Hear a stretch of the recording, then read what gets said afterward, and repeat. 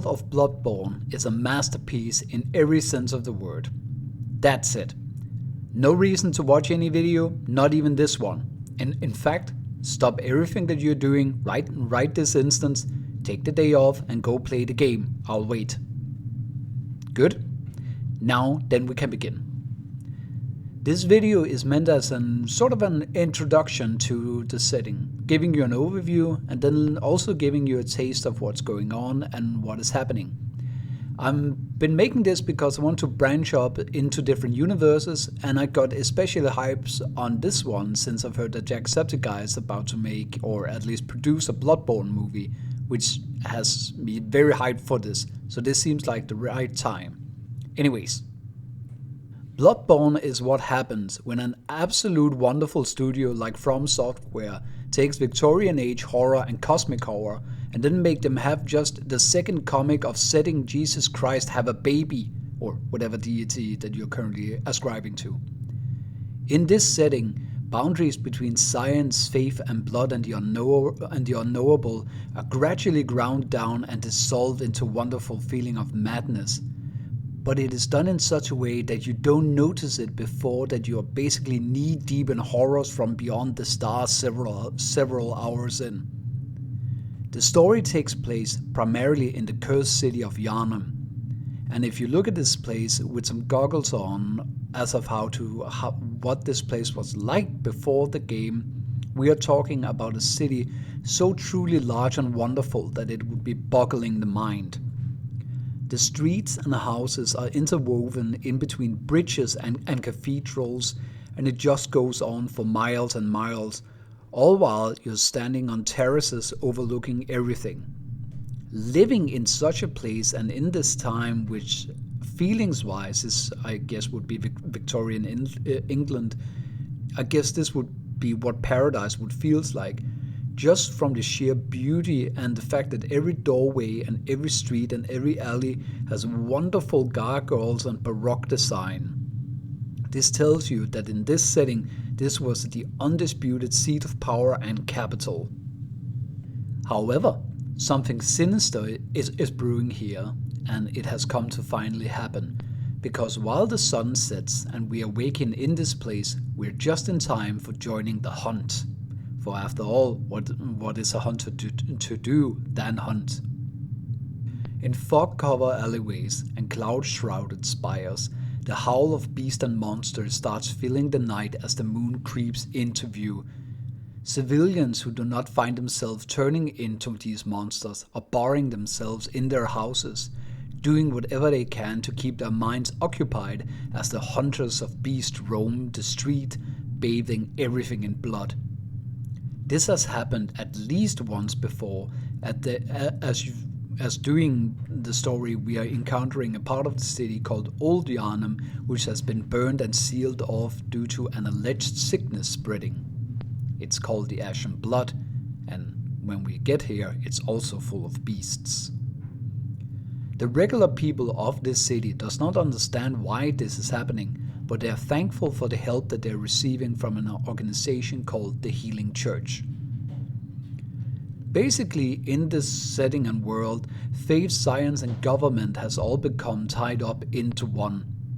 They are the ones who hunt the beast, and while their first initial warriors were little more than fodder, the hunters have gained experience and expertise in the gory dispatchment of these monsters. Before this terrible night, the Healing Church had grown into power that they have received through a very special medium. They are the sole dispatcher of a true miracle cure called the Old Blood. This Old Blood cures anything. It closes up any wound, it cures any disease, and it gives this willingly to everybody asking for it through a procedure they call blood ministration. Just imagine what power and influence such a service would give you, especially as I mentioned that the church gives this to anyone asking for it and anyone in need, only really asking that you would let them, granting them power, wealth and influence and basically worship as an institution. All of this is obvious within the city. Every street has statues dedicated to the church, and all plazas have shrines and graves all dedicated to it. And even the church itself has an entire major district dedicated to itself. This seems benevolent, right?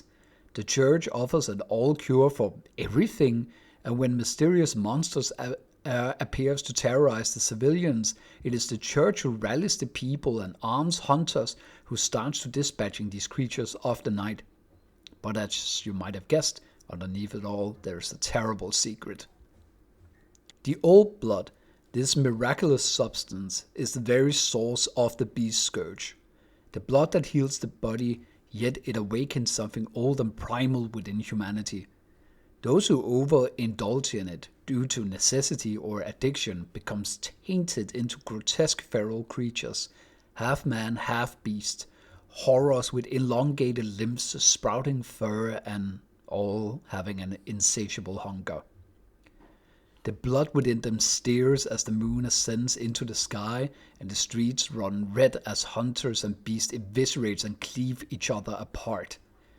Those who can feel the scourge about to take them tries to suppress it with all manner of superstition, but it is only through dedication and willpower that one can keep beasthood at bay. However, even this has a dark side to it.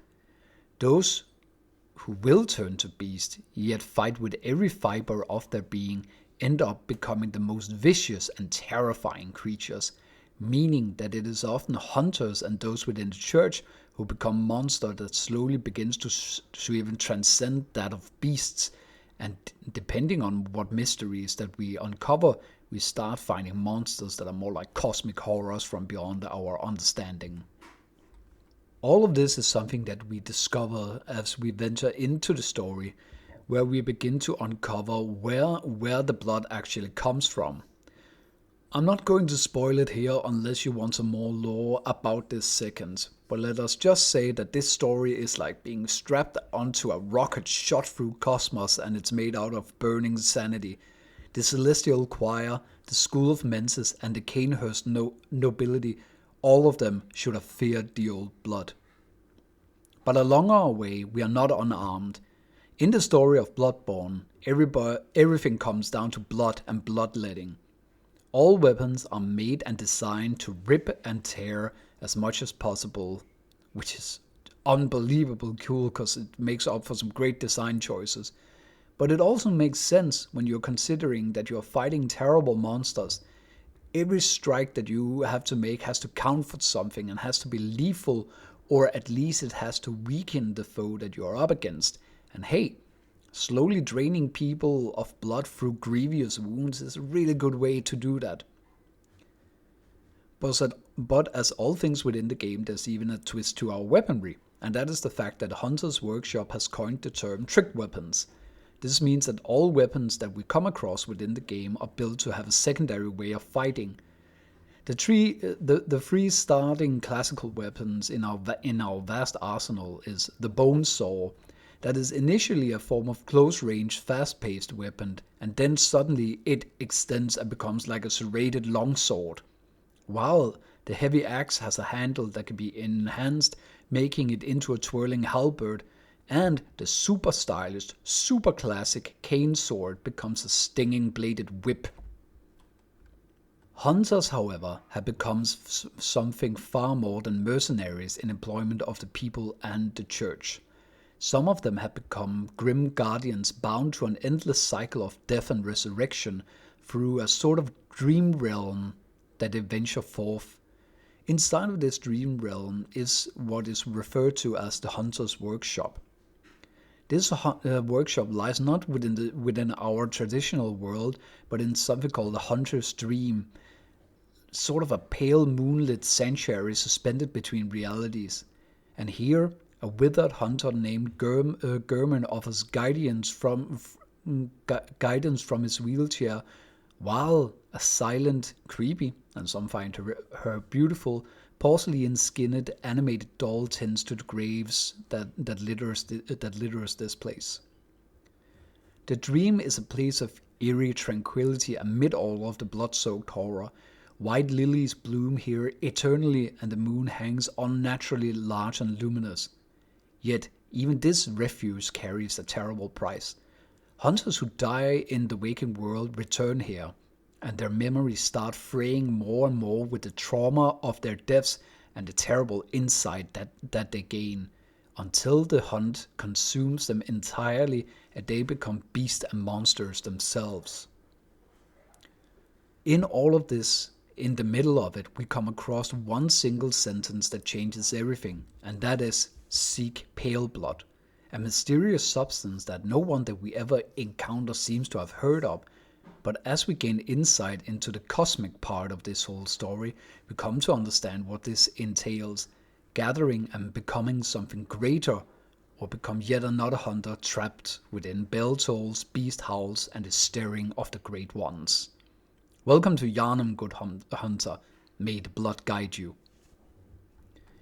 Yeah, as you can probably tell, I love this game. I have played it several times and just gone into deep with it. So I'm gonna use this as a springboard to start exploring other universes and start making, well, 40k is still gonna be my baby, but hey, maybe you guys want to hear some more of this. So if you like cosmic horror, if you like body horror, then let me know if you want to hear some more, because there's a lot to talk about. And until then, I'll see you in the next video. Bye bye.